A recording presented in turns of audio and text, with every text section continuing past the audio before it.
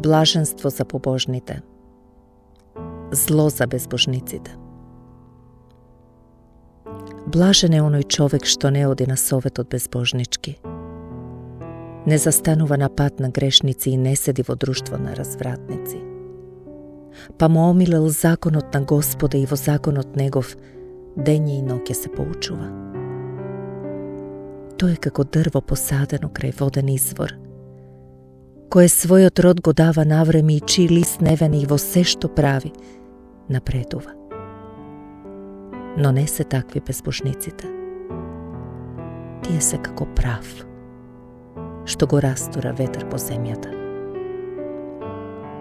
Затоа безбожниците нема да се одржат на судот, ниту грешниците во соборот на праведниците.